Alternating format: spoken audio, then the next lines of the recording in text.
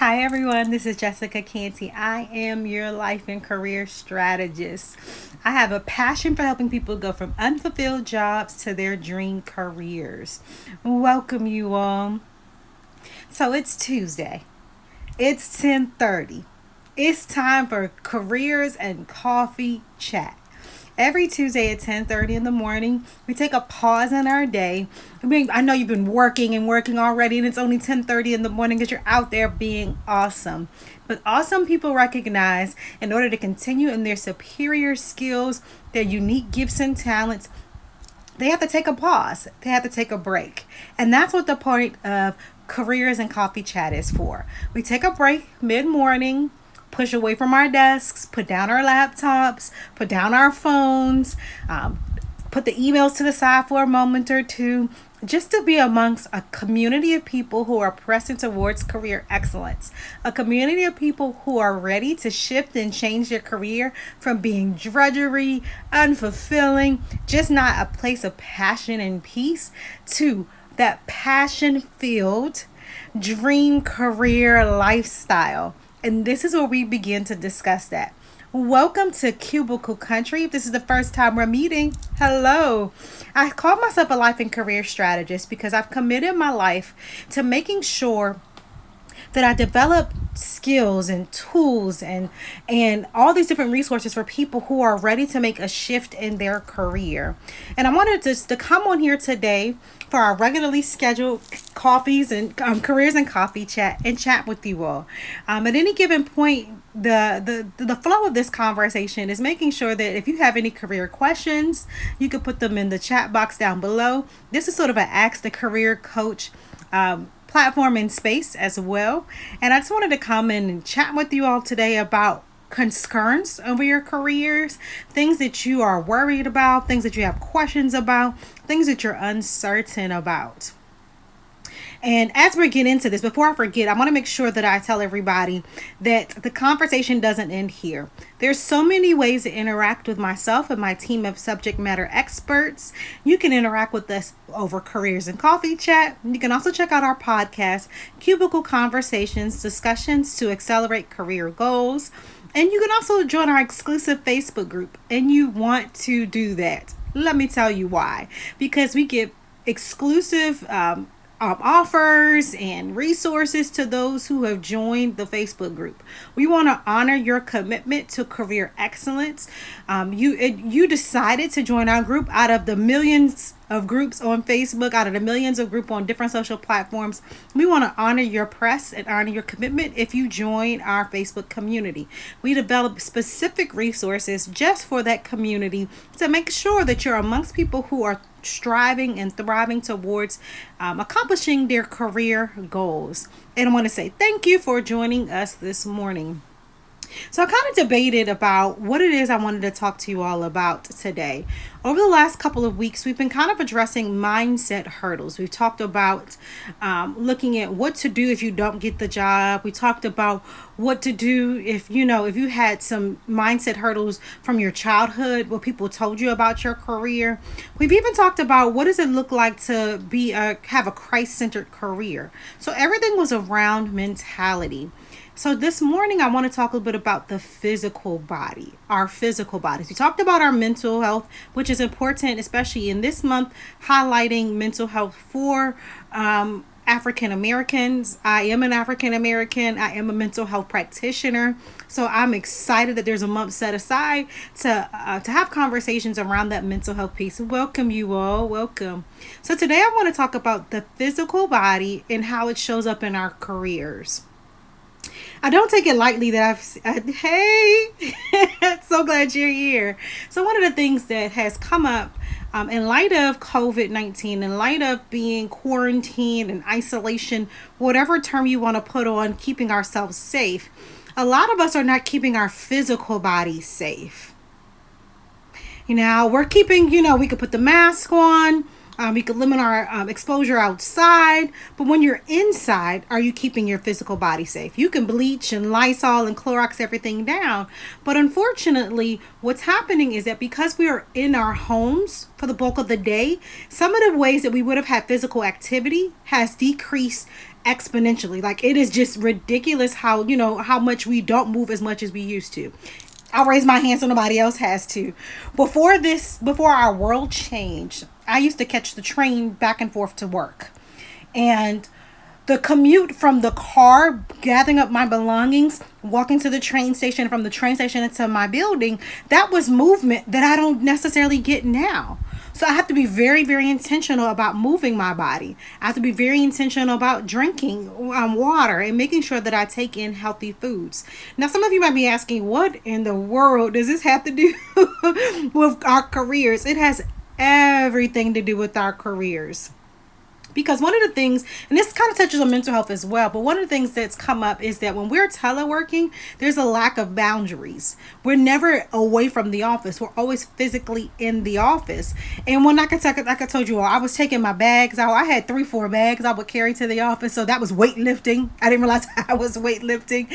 That was the movement. Sometimes it would be, if I was trying to help catch a train, I was moving a little bit more briskly. Or even if I was just taking in the nature and the sounds around me, waiting on a train, I was moving. I had a lot more movement than it takes for me to go from my pillow to my computer. That's absolutely no movement. Absolutely. You know what? It's so true. We have to focus, working from home and making sure that we're moving. And how this shows up is one of the things that I'm excited about, but I'll be honest with you all, I'm a little anxious about, is having to physically go back into the office and hoping that my clothes fit. We just need a pause for that. I'm so nervous, but yet it's like a situation where like, okay, are my clothes going to fit? And if my clothes don't fit, how am I going to show up in the office? Am I going to feel comfortable showing up in front of people? One of the spaces I share my gifts and talents in, I teach, I train. So it's a very visible position. And so this is not something that I can hide behind a desk. I can't, hope that I can, get my cubicle moved to the dark side of the office. My position is very visible. And so when we don't care for our physical bodies, it shows up in our careers. We are nervous about interacting with people because they may notice that we've gained weight. We don't have the energy and enthusiasm because we haven't been physically active. And so that impacts our ability to network. People are already scared about networking. Am I going to say something silly? Am I going to say something that's going to ruin this potential relationship? How is that going to affect? So if you're not exercising, if you're not moving, if you're not intentionally saying, okay, every 90 minutes, I need a break. It's recommended after every 90 minutes of work, you take at least a 15-minute break. And a break means a break. That means close the laptop, put the phone down, get away from screens, drink some water, just breathe for 15 minutes. Take care of yourself. Detach. So we've got a comment downstairs. I'm working on how to cut off work. Yeah. That boundary. I just listened to a podcast this morning and she said, my favorite B word is boundary. It's so important that we are cutting off work because of those boundaries. And so one of the things, I think it was a couple of careers and coffee chats ago, it's probably been months ago, we kind of talked about how we can create those boundaries. So my suggestion to you, Jenna Marie B, is to make sure that you create spaces in your space that are specifically for work, and then those that are specifically for caring for yourself. Now that may sound like, what are you talking about? Especially if you live in a small space. I recently, I'm going through the home buying process, and so I went from a larger space to a smaller space, but it really made me think about how even in smaller spaces you can create boundaries. So for me, that means moving my laptop off my bed. Hello, welcome. Moving my laptop away from my bed, turning my cell phone down so I don't see those alerts coming in, saying a hard cutoff time. Okay, I'm going to exercise at 7 o'clock. So whatever doesn't get done before 7 o'clock won't get done till tomorrow morning because I'm going to exercise. And exercise for me, again, this is coming back to the physical, says that part of the day is done. I'm rewarding my body for carrying me through that part of the day. But it's now time to care for my physical body because it's the most important tool. You can still do your work without your cell phone. You can still do your work, believe it or not, without your laptop because you can put pen to paper and get work done. But you cannot do it when your body is not well. So we have to make sure that we are caring for our bodies. Oh yeah, I get it. Her bedroom is her new classroom, and my bedroom is my new office. It's my new classroom. It's my new whiteboard. It's my new space in which I do that in, and so that's why I intentionally come out of the bedroom for certain times of the day. So when I want to have lunch, I come out of the bedroom. When I was in the office, I would walk from my desk. That was movement, and I would go to a different space to eat lunch. So even when we go back to the office spaces, keep that healthy attitude of walking away from your desk. So if your bedroom is your new office, welcome you all. If your bedroom is your new office, make other spaces the new spaces you would have been in the office. So most people have a break room. Most people have a lobby in their offices. Most people have a security guard in their building. Okay, so that security guard might be your accountability partner. You might have to be your own internal accountability partner. The security guard would tell you, okay, the building is closed right now. It's time to shut it down. If it didn't get done, it won't get done till tomorrow. You have to have that internal security guard. Go into the break room, even if the break room means it's the laundry room. Even if it's the break room or the cafeteria, if you were fortunate enough to have different vendors in your space, that's your refrigerator now. Move away from that space. Find times to laugh. Find times to move. In my building, there was a gym. So guess what? My living room is now my gym. I'm not going to do it in my room, so that when I come back into my room, my laptop is closed, it's put away, because now I can interact in this space differently. Absolutely. That energizing and restoring morning routine is so very important. Remember, your body has been in a sleep state for several hours. So you have to tell your body, okay, it's now time to get up. It's now time to function. It's now time to do what we have set out to do. But it's very important to Jenna Marie B's point. I often suggest for my clients not to touch their phone within the first hour of waking up. Don't check your email. Don't scroll on your Instagram feed. Don't check those text messages. That first hour, you have got to commit to caring for your body. So maybe that first hour is exercising. Maybe that first hour is just washing your face, brushing your teeth, enjoying a cup of coffee without your phone in your hand, because your body hasn't even gotten acclimated to everything around you.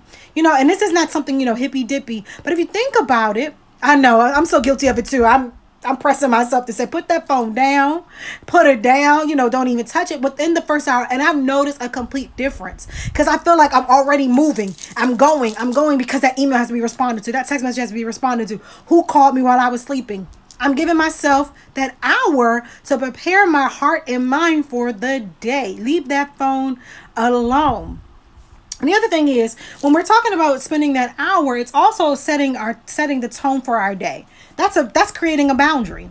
So if my supervisor or my management team or a colleague sends me an email, I'm going to make sure I'm up in enough time to be, available during my tour of duty. But if you send me an email before my tour of duty, I have to protect that space. Because guess what? Emails can be responded to a little bit later than what they were sent. It doesn't have to be something that is right away. But that goes back to that beautiful B word of boundary. So in that first hour, get up, exercise, get up, move. I'm famous for okay, I need a podcast on. I'll have my affirmations playing. I'll have a sermon playing. I'll get my coffee going, drink my water. Whatever I need to do to prepare my mind for the day.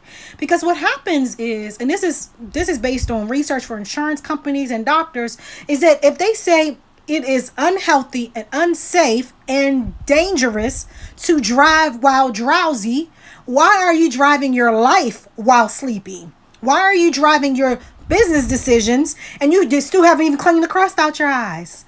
Give yourself some time in the morning to prepare your body, to get up and move and stretch. And doesn't mean stretching to reach for the phone. It means stretching our bodies. It means giving it the movement that it needs. So let's be accountability partners, Cubicle Country. Let's care for our bodies, because guess what? All those electronics that you're reaching for, they give warning signs to you.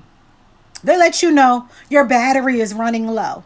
They let you know you need to connect to a power source. They let you know that if the power is out, it's not going to work effectively. In order for it to recharge, it's got to be connected to power. So why would we give inanimate objects connections to power that we wouldn't give to our bodies? Our connection to power is drinking water. It's guess what? Getting 8 to 9 hours of sleep. It's doing at least 30 minutes of exercise a day. That is our connection to power. Jenna Marie B, yes, your storage is low. It tells you that, doesn't it? You know, like, it's so funny you should say that, because my cell phone has been telling me that you are taking on too much. Between my daughter and I, we like to take a lot of pictures and videos, and it says there's no more storage space. We're only allotted this much storage space, and it tells me you're in the red zone. So I need to listen to my body and let it tell me I don't even want to get to the red zone. I want to stay in that healthy green zone, be alert to the yellow zone, and say, hey, red zone, it's not going to happen, because I want to function at my full capacity. All right, you all. So we're going to challenge each other. We're going to make sure that we're caring for our bodies. Just 30 minutes a day. Don't have to spend any money. You're going to have to exert some energy. You are going to have to create a boundary. I'm famous for going on YouTube and just doing 30 minutes of exercise. I'm famous for turning on some music and having a dance party in my office / bedroom / spa / hair salon. All the things that are in my bedroom. So it's time. It's time to care for you all.